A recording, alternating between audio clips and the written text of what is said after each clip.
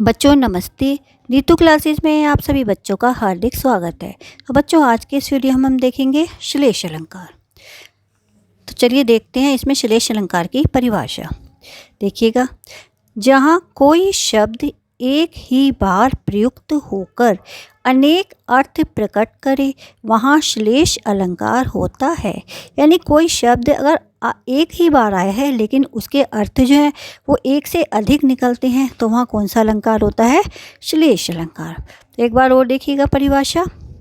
जहाँ कोई शब्द एक ही बार प्रयुक्त होकर अनेक अर्थ प्रकट करे वहाँ श्लेष अलंकार होता है।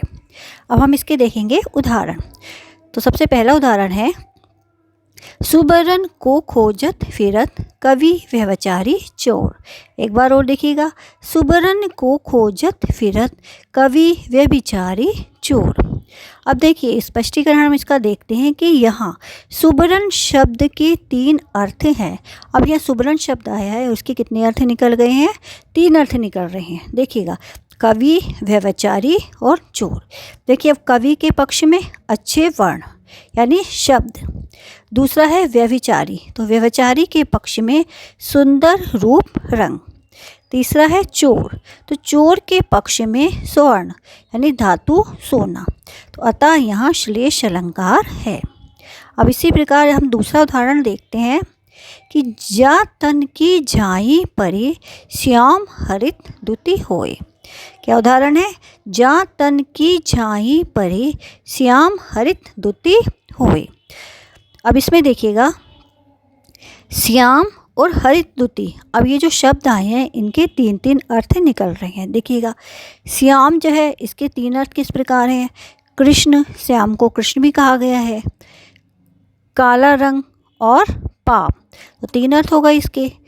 और हरित दुति, इसका पहला अर्थ है प्रसन्न या फीके, दूसरा अर्थ है हरे रंग के और तीसरा अर्थ है नष्ट। तो इस प्रकार इसमें कौन सा अलंकार हो गया इस उदाहरण में? श्लेष अलंकार। अब इसका हम तीसरा उदाहरण देखते हैं। रहीमन पानी राखिए बिन पानी सब सून, पानी गए न उबरे मोती मानुष चून। अब देखिएगा, इसमें जो दूसरी पंक्ति है इसमें पानी शब्द जो आया है वो एक ही बार प्रयोग किया गया है लेकिन इसके 3 अर्थ निकल रहे हैं, मोती मानुष चून। देखिए किस प्रकार, उपयुक्त उदाहरण में तीसरी बार प्रयुक्त पानी शब्द श्लेष्ठ है। यानी इस उदाहरण में 3 बार पानी आया है लेकिन जो तीसरा पानी है वहाँ पर कौन सा अलंकार है? श्लेष अलंकार है और इसके यहाँ 3 अर्थ हैं।